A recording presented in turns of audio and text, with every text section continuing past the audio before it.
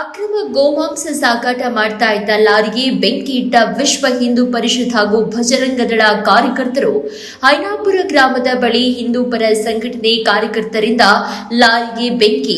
ಬೆಳಗಾವಿ ಜಿಲ್ಲೆಯ ಕಾಗವಾಡ ತಾಲೂಕಿನ ಐನಾಪುರ ಪಟ್ಟಣದಲ್ಲಿ ಈ ಘಟನೆ ನಡೆದಿದೆ.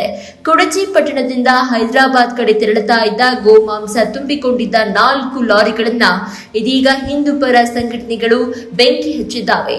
4 ಲಾರಿಗಳಲ್ಲಿ ಗೋಮಾಂಸ ಸಾಗಾಟ ಮಾಡಲಾಗ್ತಾ ಇದೆ ಎನ್ನುವ ಮಾಹಿತಿ ಕಾರ್ಯಕರ್ತರಿಗಿತ್ತು. 4 ಲಾರಿಯಲ್ಲಿ 1 ಲಾರಿಯನ್ನ ತಡೆದು ಪರಿಶೀಲಿಸಿದಾಗ ಗೋಮಾಂಸ ಸಾಗಾಟ ಬಯಲಾಗಿದೆ.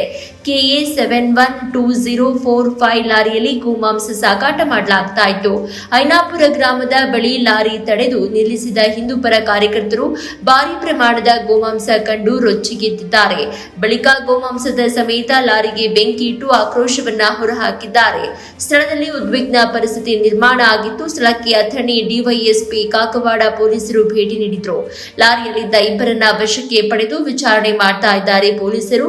ಲಾರಿಯ ಬೆಂಕಿ ನಂದಿಸಲು ಅಗ್ನಿಶಾಮಕ ದಳದ ಸಿಬ್ಬಂದಿಗೆ ಮಾಹಿತಿಯನ್ನ ಕೂಡ ನೀಡಲಾಗಿದೆ. ಸ್ಥಳಕ್ಕಾಗಮಿಸಿ ಬೆಂಕಿ ನಂದಿಸಿದ್ದಾರೆ ಅಗ್ನಿಶಾಮಕ ದಳದ ಸಿಬ್ಬಂದಿಗಳು. ಕಾಗವಾಡ ಪೊಲೀಸ್ ಠಾಣಾ ವ್ಯಾಪ್ತಿಯಲ್ಲಿ ಈ ಘಟನೆ ನಡೆದಿದೆ. ವರದಿಗಾರ ಶಿವರಾಯ ಕರಕರಮುಂಡಿ.